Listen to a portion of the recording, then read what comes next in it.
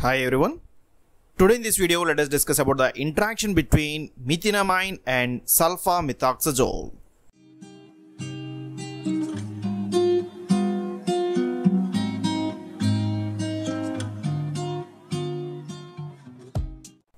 What is methenamine?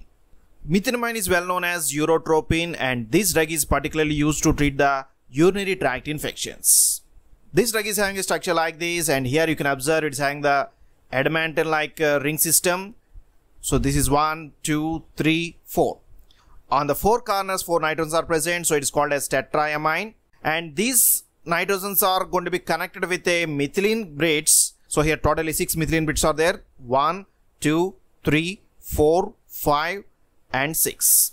So it is a hexamethylene. Now the methenamine is a hexamethylene tetraamine, which is also called as urotropin because it is selectively acting on the urinary tract infections. Now let us see the sulfamethoxazole. Sulfamethoxazole is a sulfonamide and it is having the structure like this. You can observe it is having the sulfonamide moiety which is attached with the para-aminobenzene, and on the nitrogen of the sulfonamide it is having a isoxazole ring system attached by third position. So this is the sulfamethoxazole, and this drug is again used to treat the bacterial infections. Particularly this drug can also be used to treat the urinary tract infections. We have the one of the combination cotrimoxazole, which is composed of sulfamethoxazole and trimethoprim, and this combination can be used to treat the urinary tract infections. So that's about the sulfamethoxazole. Now you can see that there is no structural similarity between the methenamine and sulfamethoxazole. Methenamine is having the adamantine-like nucleus, whereas sulfamethoxazole is having a para-aminobenzene sulfonamide structure. So both of these drugs are chemically different, but the target of action is same. That means they are acting as antibacterials and they are used to treat the urinary tract infections. Now let us see how they are going to interact. So now two drugs, methenamine as well as the sulfamethoxazole. What is the interaction between these two drugs? Actually these two drugs are contraindicated because of the significant drug interaction. So what is that interaction? First of all, let us see how these two drugs are going to produce the antibacterial activity. Within the acidic urine, methenamine can be converted into formaldehyde, and this formaldehyde is going to produce a bactericidal activity. In this way, methenamine is used to treat the urinary tract infections, where it is going to release the formaldehyde within the urine. On the other hand, sulfamethoxazole is the sulfonamide, which is going to inhibit the folic acid synthesis within the bacteria. This drug is going to inhibit the dihydroterate synthase enzyme.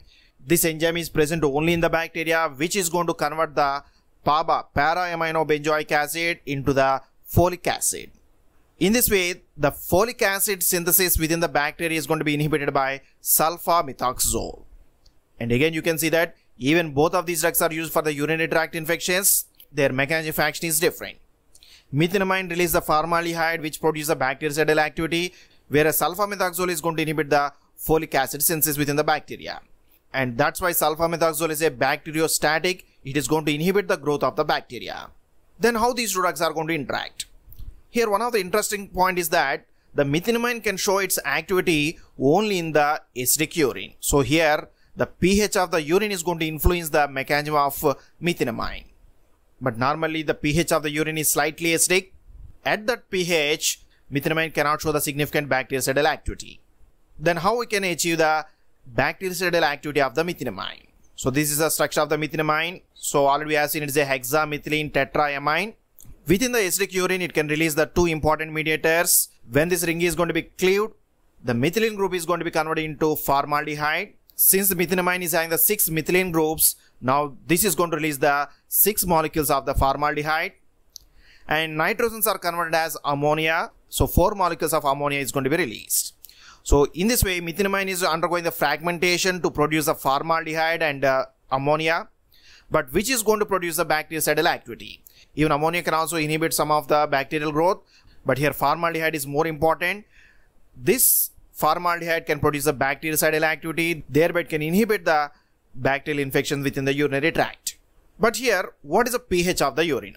We know that it is acidic pH, but what is the value of this pH? The pH should be maintained less than 5.5. So normally the pH of the urine is around 6. So we have to maintain the pH less than 5.5, which is more acidic. At that pH only methenamine can be converted into formaldehyde to produce the bactericidal activity. In order to produce the acidic urine, methenamine is administered along with the ascorbic acid.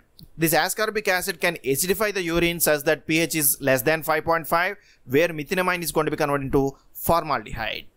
In this way, methenamine can show the activity only in the acidic urine with pH less than 5.5.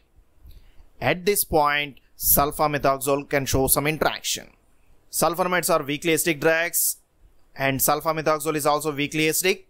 And these weakly acidic drugs are not soluble in the acidic urine. So in the acidic urine at pH 5.5, the sulfamethoxazole is going to be precipitated within the urine, which results in the crystalluria. Normally, sulfonamides are having a risk of producing the crystalluria in the urine. They can form the crystals by precipitation within the urine. And because of the methenamine, the urine becomes more acidic, which results in the precipitation of the sulfamethoxazole. But how this is possible and how extent it is possible? Sulfamethoxazole is having a pK value of around 6.1. Now at pH 5.5, what happens to this sulfamethoxazole? Since it's a weak acid, we can use the Henderson-Hasselbalch equation. For a weak acid, the pH is equal to pK plus log of A minus by HA. So if we substitute the values, the pH is 5.5 and pK is 6.1. Then log of A minus by HA. Now log of A minus by HA is equal to 5.5 minus 6.1, which is nothing but to minus 0.6.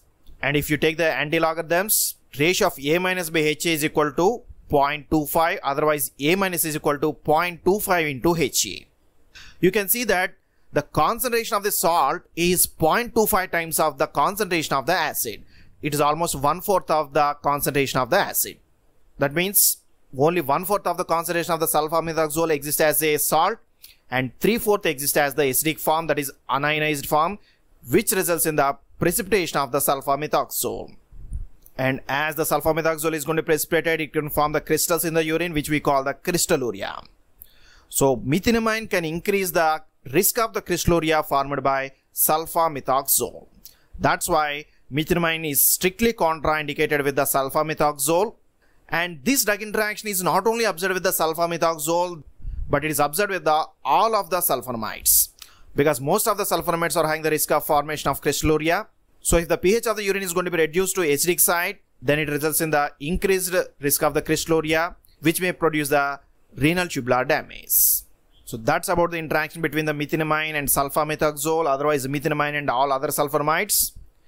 So methenamine should not be combined with the sulfonamides because it can increase the risk of the crystalluria. So that's about this interaction. Hope you have enjoyed this video. If you like this video, please subscribe to our channel, share this video with your friends, post your comments in the comment box. Thank you for watching this video.